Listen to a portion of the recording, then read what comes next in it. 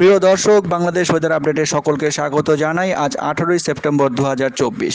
আবারও নতুন করে আরও একটি নিম্নচাপ বাংলাদেশের দিকে ধেয়ে আসছে। আগামী 4 দিনের মধ্যে এই নিম্নচাপটি বাংলাদেশের চট্টগ্রাম, বরিশাল, খুলনা, রাজশাহী এবং রংপুর বিভাগে ব্যাপক প্রভাব বিস্তার করতে পারে এবং প্রবল বৃষ্টিপাত ঘটানোর সম্ভাবনা রয়েছে।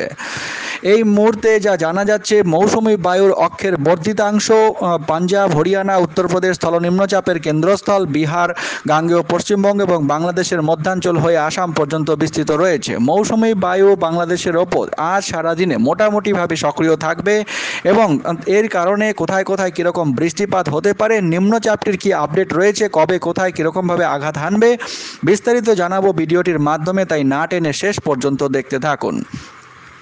মৌসুমি বায়ু বাংলাদেশের ওপর মোটামুটিভাবে সক্রিয় এবং এই কারণে আজ সারাদিনে চট্টগ্রাম ও সিলেট এই দুই বিভাগের কিছু কিছু জায়গাতে হালকা মাঝারি বৃষ্টিপাত হওয়ার সম্ভাবনা থাকছে।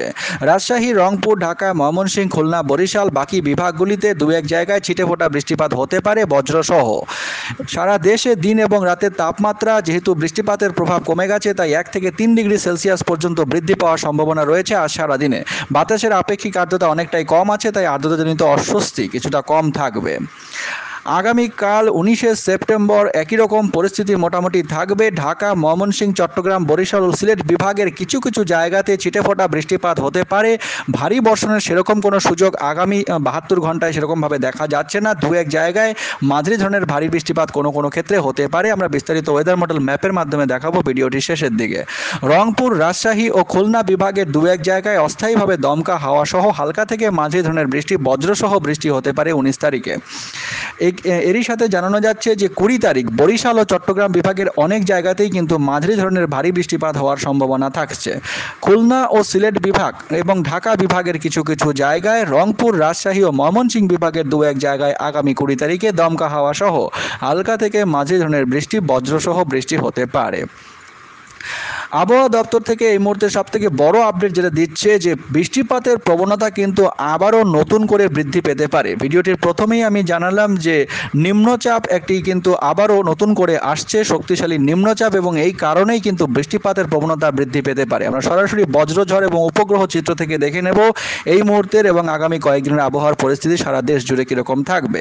এই মুহূর্তে উপগ্রহ চিত্র থেকে যা দেখা যাচ্ছে, আজ আগামী 24 ঘন্টার মধ্যে অর্থাৎ আজ সারাদিনের মধ্যে ভারী কোনো বৃষ্টিপাতের সম্ভাবনা কোথাও দেখা যাচ্ছে না। তবে কিছু গভীর সঞ্চালনশীল মেঘমালা কিন্তু বাংলাদেশের দিকে এগিয়ে আসছে এবং এই কারণে ছিটেফোঁটা বৃষ্টিপাত কোনো কোনো বিভাগে, বিশেষ করে চট্টগ্রাম বিভাগ এবং ঢাকা বিভাগ, এদিকে হালকা বৃষ্টিপাত হওয়ার সম্ভাবনা রয়েছে, তবে কম, তার সম্ভাবনা যথেষ্টই কম বৃষ্টিপাত হওয়ার। আজ সারাদিনে হালকা মেঘের যে আনাগোনা কিছুটা রয়েছে, তবে গভীর মেঘের যে আনাগোনা এই মুহূর্তে কম দেখা যাচ্ছে এবং আগামী 72 ঘন্টা বৃষ্টিপাতের প্রবণতা একটু কমই থাকবে। তবে তারপরে অর্থাৎ 22 তারিখ থেকে বৃষ্টিপাতের যে প্রবণতা সেটি কিন্তু বৃদ্ধি পাওয়ার সম্ভাবনা রয়েছে। সরাসরি বজ্রঝড়ের ম্যাপ থেকে এই মুহূর্তের পরিস্থিতি দেখে নেব।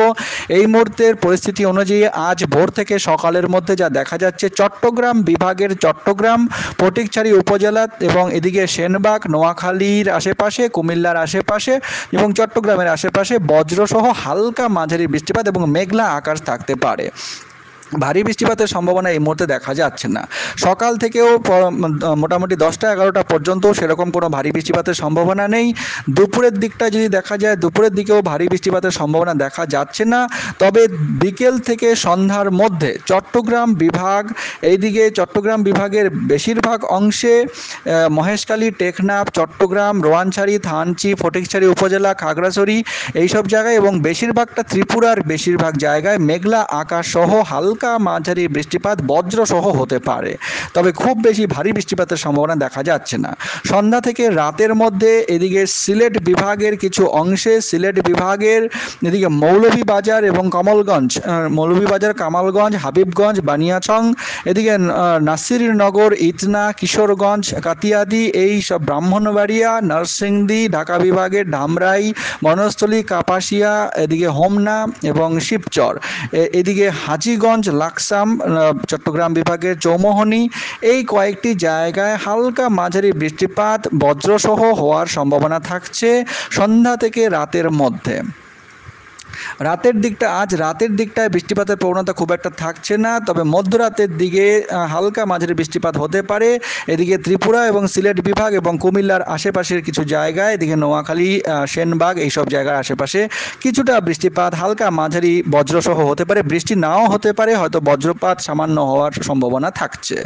আগামীকাল ভোরের দিকে বৃষ্টিপাত একটু বৃদ্ধি পাবে চট্টগ্রাম বিভাগের, এইদিকে চট্টগ্রাম এবং চাকারিয়া, এদিকটায় মহেশখালী, টেকনাফ এবং এদিকটায় কুতুবদিয়া এবং এদিকে সাতকানিয়া, চট্টগ্রাম এই কয়েকটি জায়গায়, হাটহাজারী, ফটিকছড়ি উপজেলায় হালকা মাঝারি বৃষ্টিপাতের সম্ভাবনা থাকছে। এছাড়া কুমিল্লার আশেপাশে এবং এদিকে চৌমোহনীর আশেপাশে হালকা মাঝারি বৃষ্টিপাত আগামীকাল ভোরের দিকে হতে পারে। এদিকে দাগনভূঞা, চৌমোহনী, এদিকে সোনাইমুড়ি, নোয়াখালী এই কয়েকটি জায়গায় হালকা মাঝারি বৃষ্টিপাত বজ্রসহ হওয়ার সম্ভাবনা রয়েছে আজ মধ্যরাতে এবং আগামীকাল ভোরের দিকে।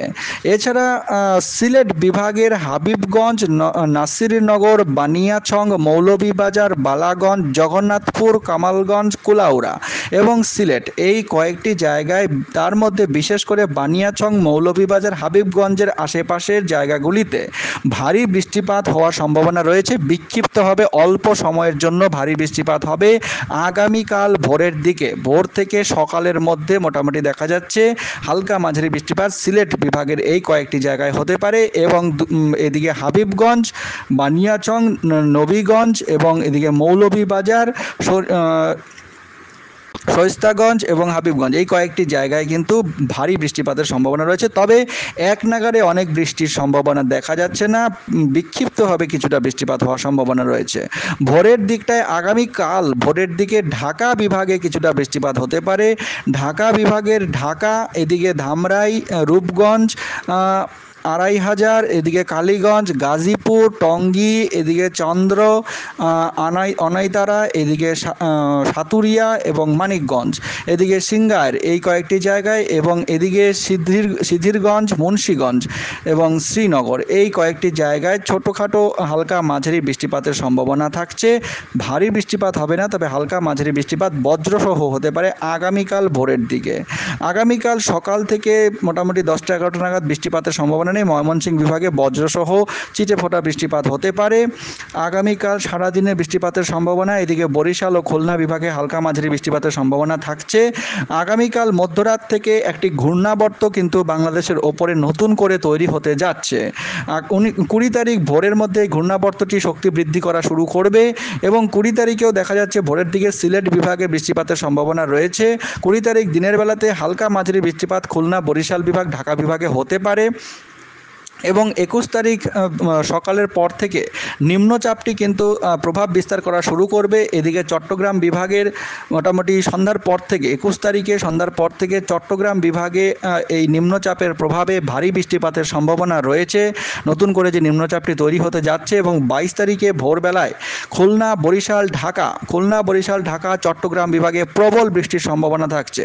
22 তারিখে এদিকে চট্টগ্রাম বিভাগের বিস্তীর্ণ এলাকায় রোয়ানছড়ি, থানচি, মহেশখালী, টেকনাফ, চট্টগ্রাম এই কয়েকটি জায়গায় কিন্তু প্রবল বৃষ্টিপাতের সম্ভাবনা থাকছে। 22 তারিখে বিকেল থেকে সন্ধ্যার মধ্যে বরিশাল বিভাগে এবং কুতুবদিয়া, এদিকে হাতিয়া এই দ্বীপপুঞ্জগুলো দ্বীপ এলাকাগুলিতে এবং বরিশাল, কুমিল্লা, সেনবাগ, নোয়াখালী, চৌমোহনী এবং এদিকে ফটিকছড়ি উপজেলা, বরিশাল বিভাগ, প্রায় সম্পূর্ণ বরিশাল বিভাগ এবং খুলনা বিভাগের বিস্তীর্ণ এলাকায় মোটামুটি দুপুর থেকে বিকেলের মধ্যে প্রবল বৃষ্টিপাতের সম্ভাবনা রয়েছে। বিকেল থেকে সন্ধ্যার মধ্যে বরিশাল বিভাগ, ঢাকা বিভাগে 22 তারিখে প্রবল থেকে প্রবলতর বৃষ্টিপাত হবে, মারাত্মক বৃষ্টিপাত হওয়ার সম্ভাবনা থাকছে 22 তারিখে সন্ধ্যা থেকে রাতের মধ্যে ময়মনসিংহ বিভাগ, ঢাকা বিভাগ, রাজশাহী বিভাগ, খুলনা বিভাগ এই কয়েকটি জায়গায় নিম্নচাপটি সম্পূর্ণভাবে তৈরি হয়ে যাবে এবং এই কারণে ভারী থেকে অতি ভারী বৃষ্টিপাতের সম্ভাবনা থাকছে। 22 তারিখে রাতের দিকটাতে রাজশাহী বিভাগ এবং এদিকে খুলনা বিভাগের উপকূলবর্তী এলাকায় মারাত্মক বৃষ্টিপাতের সম্ভাবনা থাকছে।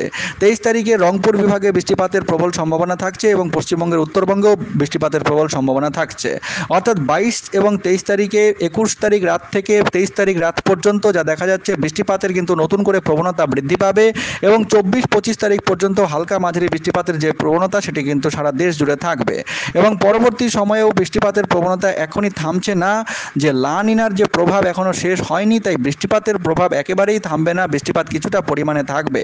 আমরা মোট বৃষ্টিপাতের যে ম্যাপ রয়েছে সেখান থেকে দেখে নেব কোথায় কীরকম অবস্থা থাকতে পারে। তো 21 তারিখ থেকে আমরা যদি হিসেবে দেখা যায়, 21 তারিখ থেকে যে হিসেব দেখা যাচ্ছে 21 থেকে 24-এর মধ্যে মারাত্মক বৃষ্টিপাত হতে পারে খুলনা বিভাগের কিছু কিছু জায়গায়, শ্যামনগর তার আশেপাশে, যশোর তার আশেপাশে, খুলনার আশেপাশে প্রায় 24 ঘন্টার মধ্যে 100 মিলিমিটার বা 150 মিলিমিটারের কাছাকাছি পর্যন্ত বৃষ্টিপাত, কোনো কোনো জায়গায় 200 মিলিমিটারের মতো বৃষ্টিপাত হতে পারে।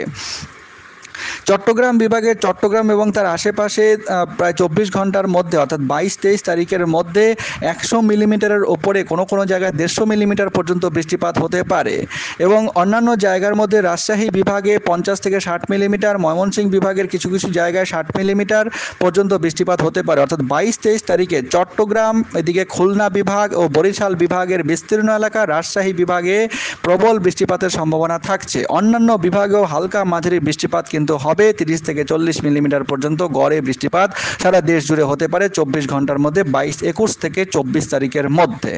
তো দর্শক, এই ছিল আবহাওয়ার পূর্বাভাস। অতিরিক্ত সতর্কতা অবলম্বন করার জন্য অনুরোধ করা হচ্ছে সকলকেই, কারণ বৃষ্টিপাত নতুন করে বৃদ্ধি পেতে যাচ্ছে, নতুন করে একটি নিম্নচাপ তৈরি হতে যাচ্ছে। তো সকলেই সাবধানে থাকুন এবং এই ইম্পর্ট্যান্ট আপডেট, গুরুত্বপূর্ণ আপডেটটি সকলকে শেয়ার করে জানিয়ে দিন এবং নতুন হলে অবশ্যই চ্যানেলটিকে সাবস্ক্রাইব করে রেখে দিন প্রতিদিনের নিয়মিত এরকম আপডেট পাওয়ার জন্য। অনেক ধন্যবাদ।